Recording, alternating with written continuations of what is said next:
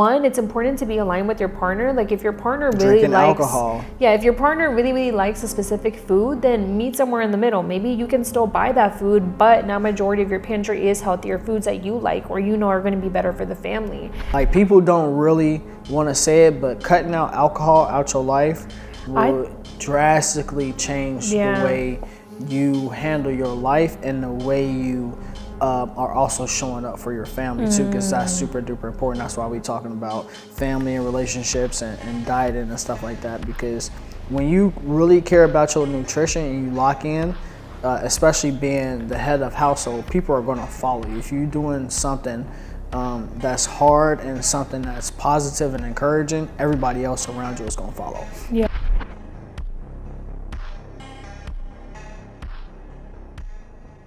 Welcome back, you guys. My name is Jasmine. My name is Matthew Cohn. And today we are going to be talking about health as a family. So this is going to be episode 33. And we were just talking about how, I think by the end of the episode, you said we're going to be on how many episodes? 50 by the end of the year. You by think? the end of 20, no, I know, ain't no think. Because there's more than 20 weeks left in the year. Oh, yeah. So we should be. So we're going to be over 50. But you guys know that at the beginning of every single episode, we always like to shout one of you guys out. So for this episode, we actually want to go ahead and shout out, drum roll. But we want to go ahead and shout out, lagging. Then Nancy Sanchez. So she actually commented, yes, we are all different. That's a caption alone. So she actually commented on one of our reels where we talked about how building relationships is the key to life. But even a little bit further than that, it's about how you show up to make those friendships and make those connections. And something that we were just talking about today, which I think goes back into our week that I brought up, was that, I think even moving to Arizona. Are you a service-based entrepreneur that provides some kind of service, but you don't know how to create content in order to convert someone from following you into a paying client? I'm going to tell you exactly what to post in order to start generating more leads, attract high-paying clients, and get more DMs than you can possibly answer. I will help you how to find your niche, how to find your target audience, and craft offers that will attract top buyers every time you go to make a post. Text me content to 513-516-7332 to learn more on how you can get mentored by me for only $99 a month. Don't get me wrong, I met a lot of new friends, but I thought that I was going to be exposed to like this new friend group, or I guess like space of people. And something that we were kind of just talking about today is that it doesn't matter where you go, you're always going to be finding people that either don't believe in themselves, that have a negative mindset, or just don't have the mindset to get something done. And I think this is something that we just not positive.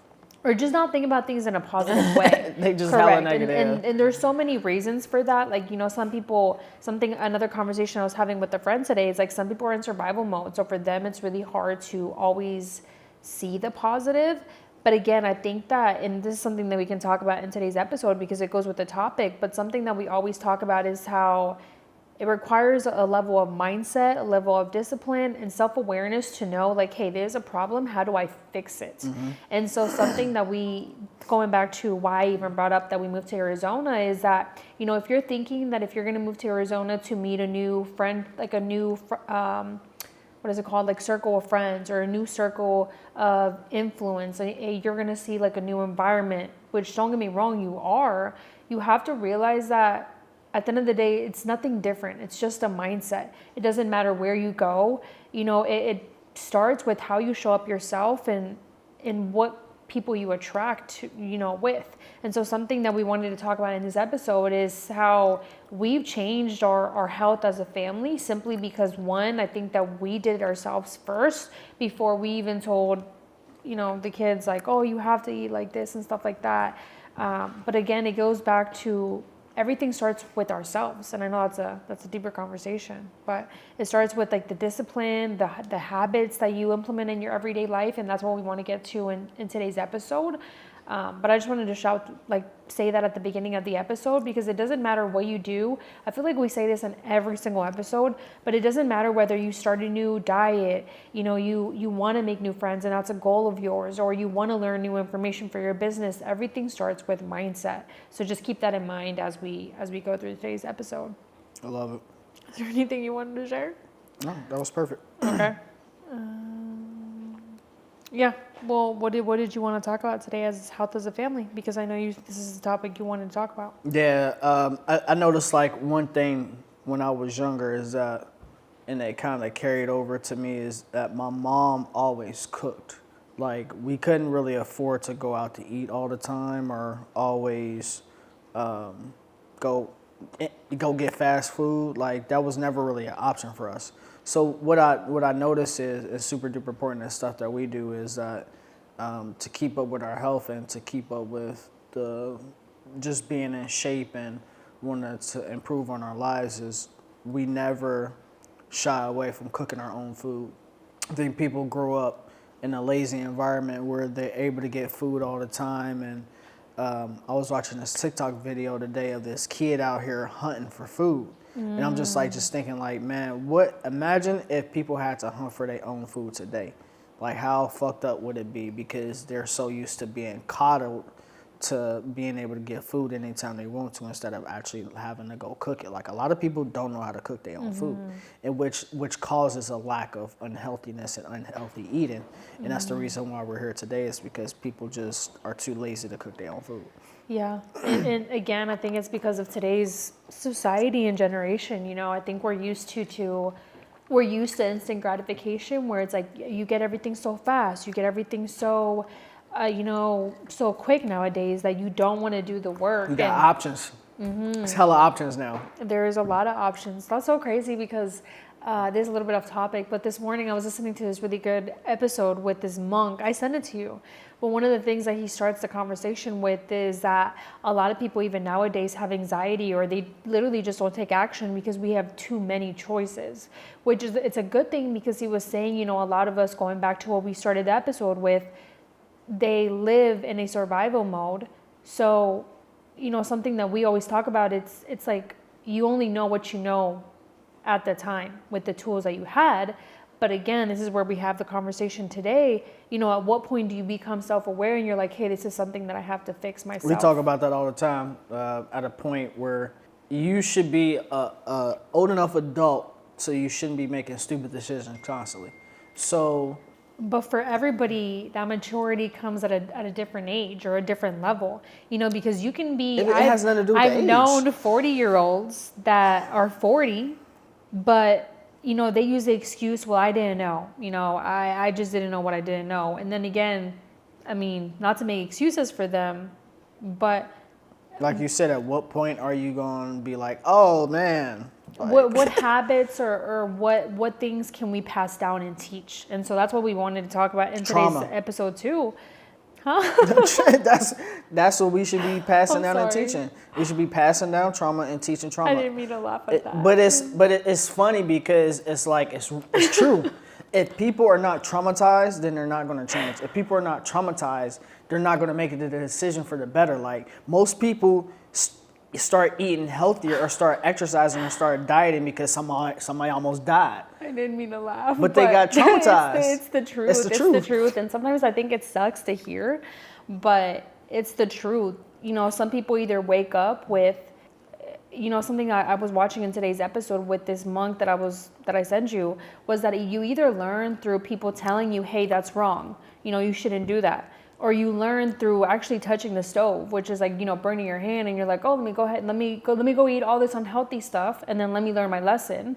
Or you simply learn by watching other people. But at the end of the day, correct, you know, based on what you learn, it is up to you to change your situation and what is it called, like where you are. And I think for some people, when you are in that survival mode, yes, it's hard, but then again, you know, how do you get yourself out of that? And it's really by, you know, learning through the people that you're watching, learning through your actions, or learning just by trying something and then seeing what works in the process, you know, because something that we have even learned eating healthy as individuals is that it changes over time. It's not always the same. I think, our eating has even changed from 4 years ago when we met to this day. So it's like every day you're constantly learning new things, but it's like, how do you make it better and how do you keep refining it? 5 years. 6, technically. 5 years, technically 5 years. Technically 6. Dang, 6 years. We've known each other for 6 years. Yeah. But yeah, going back to what you said, I like that you did bring up the conversation with, people want things nowadays super fast, and they forget that, there's a beauty in cooking your food. Like something that I had to go back to, just being more, I guess, cautionary now with like what I'm eating or what I'm putting into my body, because I didn't realize how many calories, how many things I was consuming that my body just didn't need, and I was consuming excessive calories. Was even the oils that you cook your food with, I think that's something that people don't know, is we had to change over to olive oil, because avocado oil, because even olive oil or vegetable oil or canola oil has a lot of fat and a lot of calories. But we bring this up to Matt, I need your help growing my social media audience. All right, guys, if you need help growing your social media audience, make sure you text 602-390-7002. Once again, it's 602-390-7002. You learn a lot of your habits through your family, but once you do become self-aware and you're like, hey, maybe this isn't the healthiest for me, then it is up to you to start educating yourself, either through YouTube, through what are your friends and family learning, and going back to even your circle of influence, that's going to be the people that impact you the most. So I remember asking friends in Cincinnati, like, let's go to the gym, let's go on a hike, let's go on this. And some people wanted to join and some people didn't. So again, it goes back to like, what are you doing in your life as in habits? Who are you surrounding yourself with that are going to hold you accountable to that standard, if that's something that you want to meet or you want to change? Yeah. And you're going to encounter less people the harder the shit that you're trying to do, like starting a business. Like I know we was talking off camera earlier about like the people that we meet versus East Coast versus West Coast, and the shit don't really change. Like what I've came to the conclusion is that we talking about health and stuff as the relationships and stuff like that, is people are a lot more healthier and more family oriented over here, because it's the weather. Like how can you not love that? But also people are still the same within that mindset. It's a lot more money over here, but just because you move to a different state don't mean shit gonna get better. Like no matter who you surround yourself with. So it's like the harder the shit that you try to accomplish, the less people are gonna be around you, because nobody wants to do hard shit. Everybody wants to be comfortable. So yeah, but I will say, actually, I'm glad you brought that up, because I did notice one thing off the bat when we got to Arizona, is that people are a little bit happier here. Like people are friendlier, and I'm not saying everyone, because like you said, some people still will carry that mindset. But that is one thing that I just thought was interesting that you brought up, is in Arizona, again, maybe these are just the people that we've met, but there are a portion of people in Arizona that, like you said, simply just in a better mood. Are in a better mood, or just have had a better journey. So it's like, even going back to what you said about trauma, even if you didn't have that trauma, there's still things in your life that are probably going to hold you back, or that are probably, you think in your mind that are holding you back. So it's all mindset. It's what do you think that you can do, or what are things that you think that are like just not possible, especially with fitness. Because even with fitness, I think a lot of people get into the gym and they're like, oh, I can't run, I can't do this. Again, how are you going to know if you don't start somewhere? At the beginning, I could never have imagined myself to walk 5 miles or to run a 5-mile run, but it started with 1 mile and then 2 miles. And then you was leading up to it.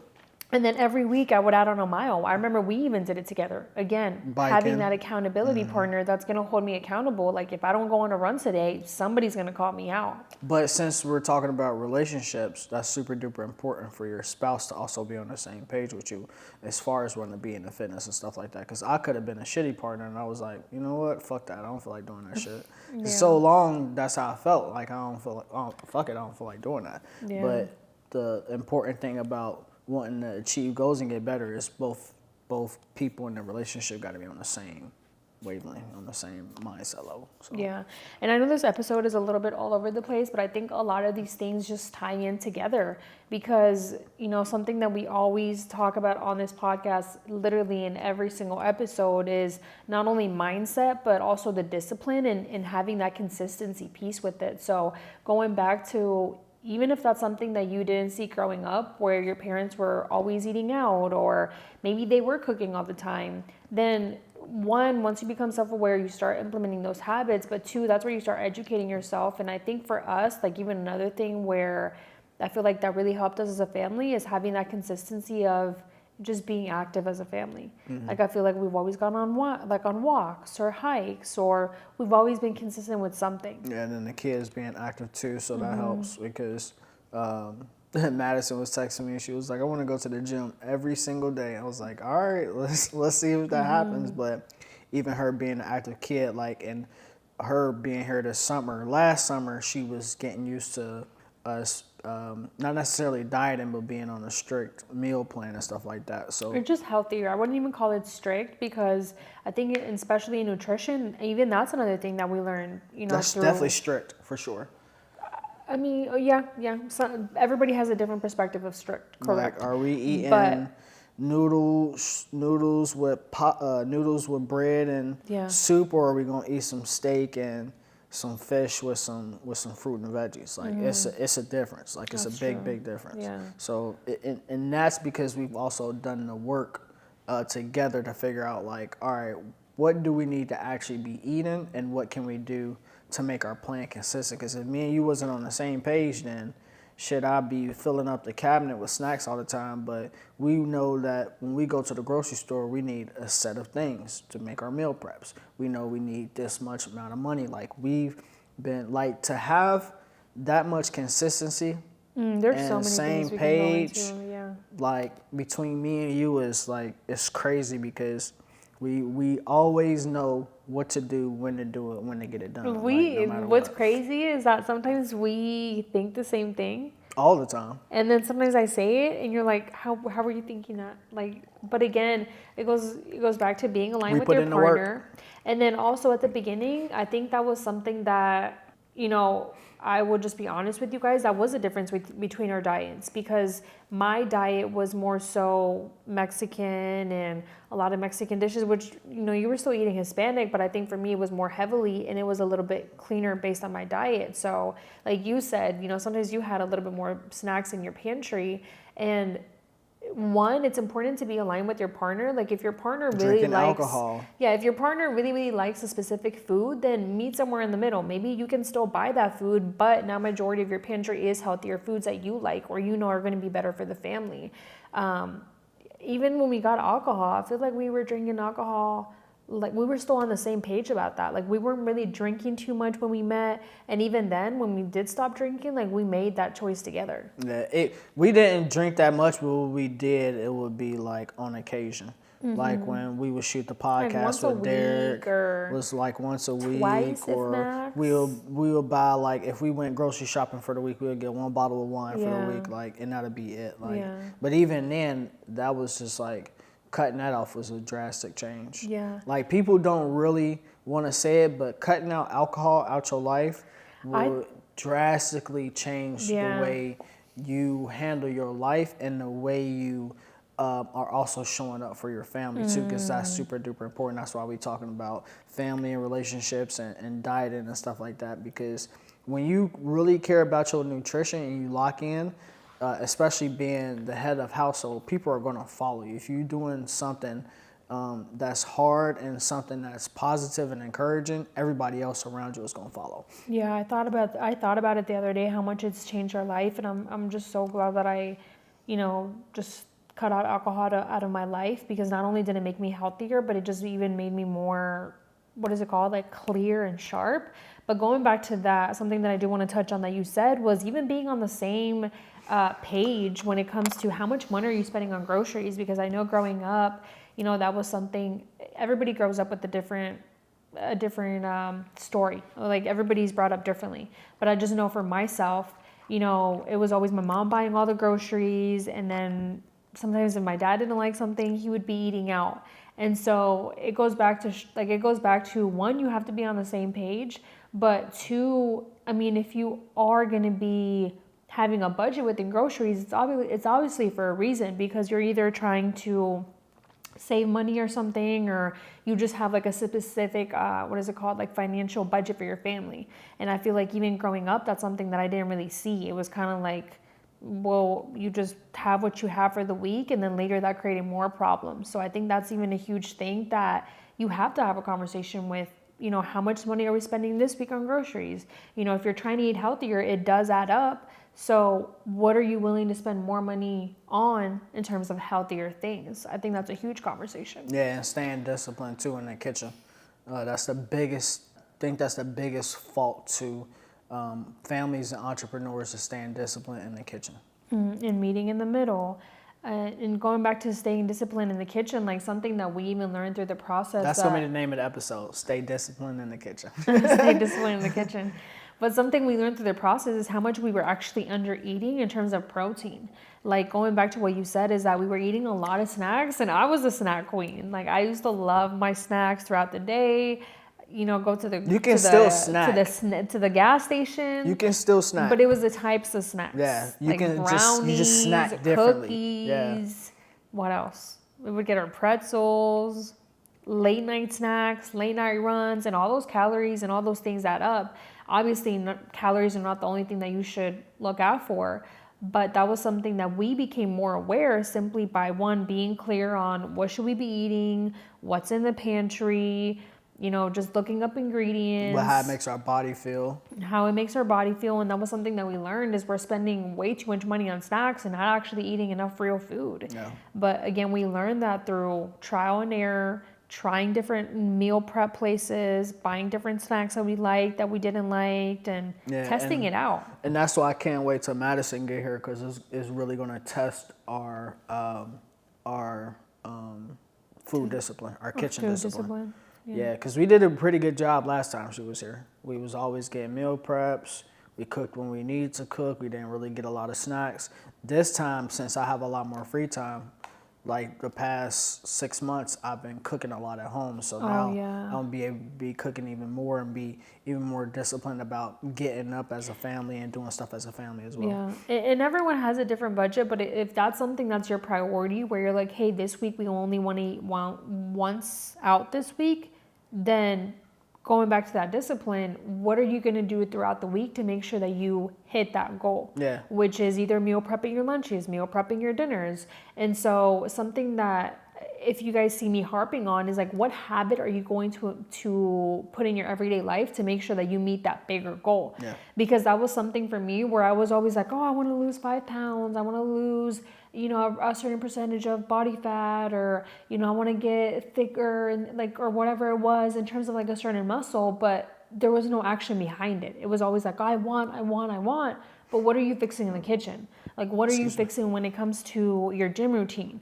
So it goes back to like, what are those habits that you're building in your everyday life? Yeah, and let me say this as a family too, because we tend to and I shouldn't have not been so negative on eating out. You can eat out. You can absolutely 1000% eat out. The problem is that when families go to eat out, they eat the wrong shit. You can eat out and you can be what I've learned with the help of Aaron is that every time I travel with Aaron and we went to a restaurant, whenever he ordered, I ordered the same.